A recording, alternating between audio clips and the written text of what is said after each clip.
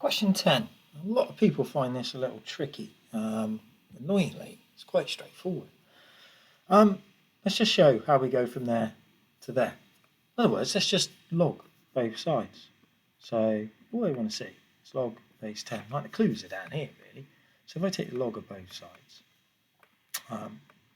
just write that down just exactly as it says in a moment. Use our log laws. Okay, so got two things multiplied together. So we can now write log base 10a plus log base 10lb. The log law, that b then comes out the front. Okay, so I can write it, whoops, I can write it like this, b times log base 10. Now, don't forget, we've got this bit. No, that's all we need to show just there. Okay, that's the same as that. I've just written those two bits the other way around. Okay, so we've done part A, right? That's all part A really is. Part B, okay, let's just have a look down here. It says, basically we need to work out what A and B. So it says find complete equations. We've got to work out what A and B are and then sub them in there. When you're doing this, just think about it like this. Just think y equals mx plus c. If I said y equals mx plus c, and I said get this equation and I'll give you 2 points, what's the first thing you're going to do? You're going to work out the gradient. That's going to be that bit. In other words, that's that bit. What's the gradient here? Let's have a quick look. All right, you don't even really need to worry about all the loggy stuff.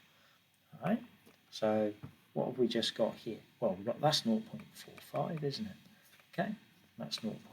All right, so b must equal 0.45 divided by 0.91. Now it does mention down here somewhere about writing a and b to 3 significant figures. So if you pop that into your calculator, it will actually give you 0.495. Okay, so that's what b is. Now again, all we need to do now is again just keep thinking about this just here. But the c bit is that bit there. If we can work out what this constant is just here, in other words, right, we're after this point just here. So if we can do that, let's have a look, see what we're going to do there. So y equals mx plus c. Well, we know what the gradient is, and let's use one of these 2 points. This one down here probably looks a little bit easier. So y is 0, and then that's going to be equal to, so the gradient, so that's 0.495 multiplied by minus 0.7 and then plus c, or log 10a if you prefer to write that in there, of course. And then what we can now write is, we know that this figure here, so if I multiply these 2 things together, switch it over to the other side, I know that c, or this log 10a, is going to be equal to these 2 things multiplied together. That gives you 0.3465. Okay, so we know log base 10a is equal to this. Now again, just using my knowledge of logs, I should be able to write down 10 to the power of this is equal to this one. So 3465, that's going to equal a. Let's plug that into your calculator. It's 2.22. Don't forget, you must write down the actual equation. All right. So all we got to do is just fill those numbers in. Okay. So a was 2.22. There we go. That was just a variable length, and then to the power of b, 0.495. There we go, there's part B.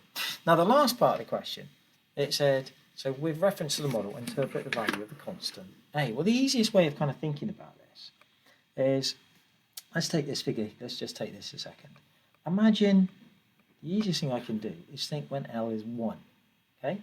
1, so imagine when L is 1, this here will also be 1.